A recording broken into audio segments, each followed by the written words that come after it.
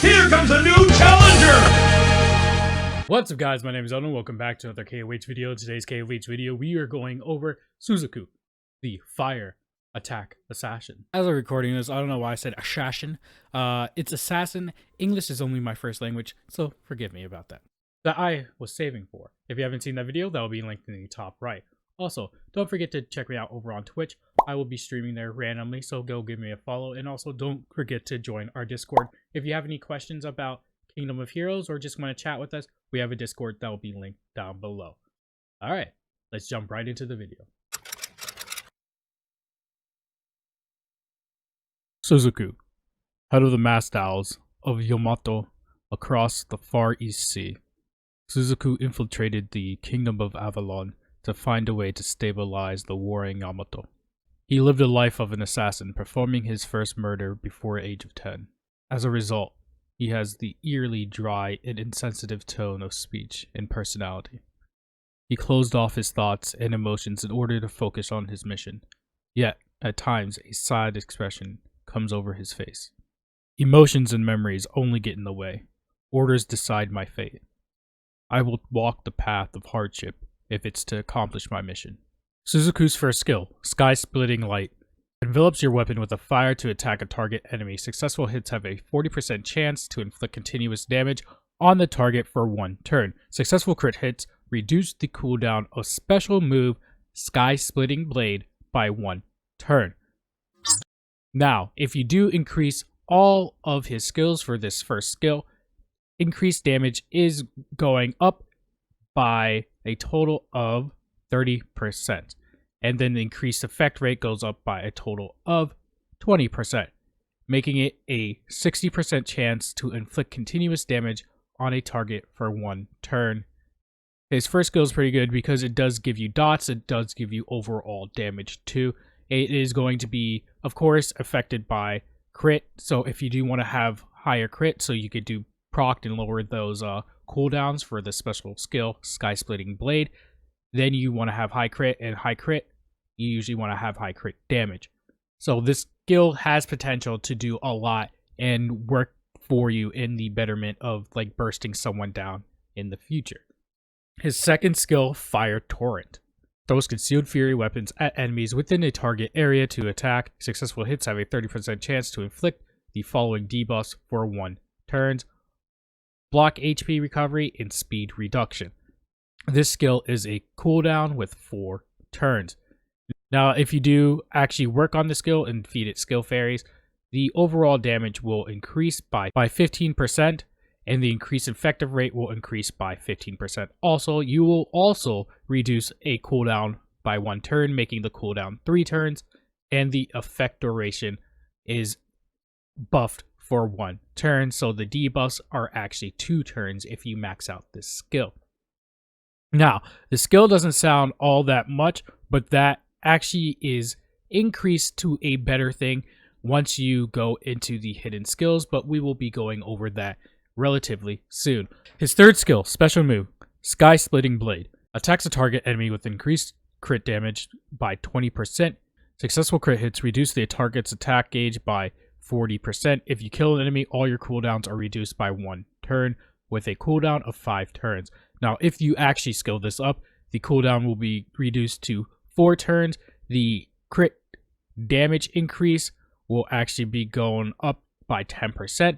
The overall damage will go up by 35%, and you will actually increase the range 2 times, meaning it will actually go 3 blocks in a row. So if someone is lined up 3 in a row, you will be able to hit all 3 of them. And on to his fourth skill, which is actually going to be his passive that you have to unlock after awakening him. The 4 Guardians Revive. Suzaku has a protection of revival of the 4 Guardians. If Suzaku's HP becomes 0 in battle, he will revive. Max HP occurs only 1 time per battle. This skill will enable you to pretty much become a perner if you're akin to playing the other unmentioned game, SW. But he is able to revive, have a self-revive to 100% HP. That is really good depending on how you want to build him. If you want to build him as a single target nuker, and then you don't really have to worry about him dying because he can come back and then just nuke someone again. Or you can actually rune him up with like vampire and stuff like that, so he has more longevity, so he's more annoying to kill. But that's not the end of his skills, because Suzaku actually has a hidden strength. Once you go to hidden strength, you will notice that all of his skills are on the left side. If you haven't watched my video on hidden strength, that will be in the top right corner, and it will appear right now. You should go watch that so you get a better grasp of what hidden strength is and what it does and what it means to unlock hidden strength and what for your characters. Now, Suzaku is one of these unique units because he's a newer unit that has a system in place. He alone, his skills seem alright, but he really shines when you unlock his hidden strength, and this is why I would recommend someone actually utilizing Suzaku only to a certain extent unless you have dupes of him. And particularly, you really want one dupe of him, because his first dupe that allows you to lock his hidden strength actually is for Fire Torrent. It does give HP block and slow, but once you actually unlock his hidden strength, he actually gets defense break. So he has HP block, slow, and defense break, and if you have max skilled him, he will actually do it for 2 turns. This is very, very good because his skill, Fire Turret, actually hits 4 units in a certain area. So, 4 units that will have slow, HP block, and defense break in an ideal world. Sometimes other ones won't land, or vice versa. Certain ones will and won't land.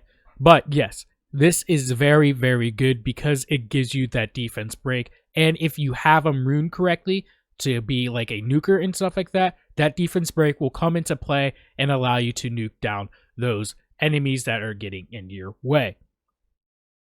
That's one of the main reasons why you want to have a second Suzaku. Now, if we go over to my main Suzaku, because this one is just a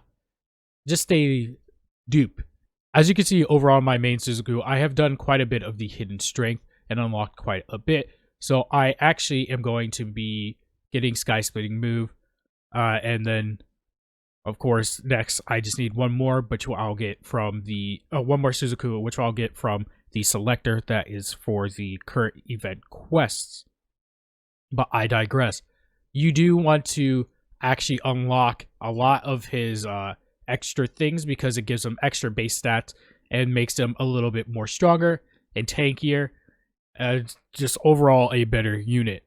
Now, with that out the way, let's talk about places that he is actually good for. So Suzaku is good at a myriad of places. He's very good at, obviously, tower, TOA normal, TOA hard, TOA fire. Because he has that utility in his kit, he has the dots in his first skill. Then he also has the slow, the HP block, and the defense break.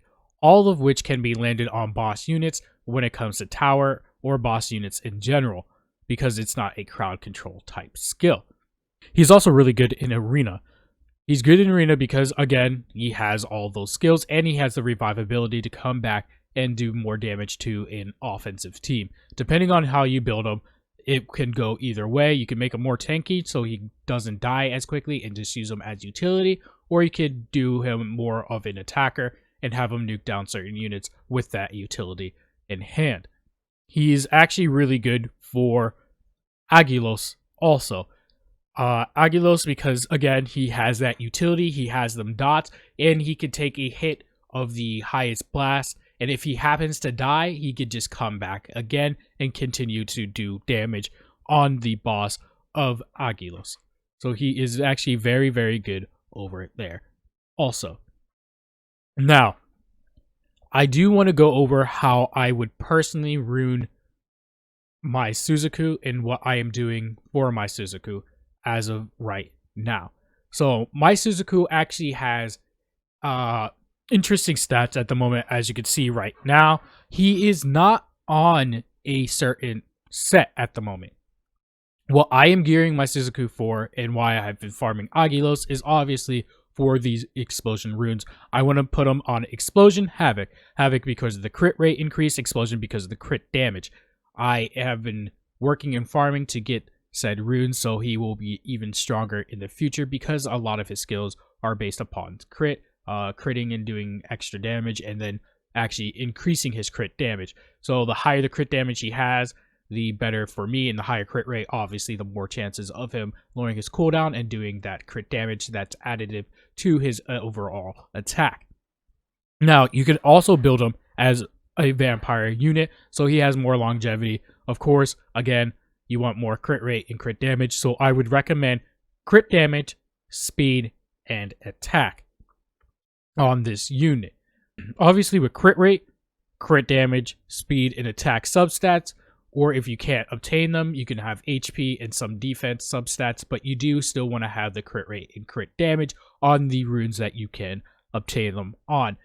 Speed, again, because you want him to move relatively quickly so he gets more turns, and the more turns he is able to get, the faster he is able to kill a unit, which will allow you to breeze through content with relative ease. If you do not want to go with the Havoc set, you can actually go on the Revenge set.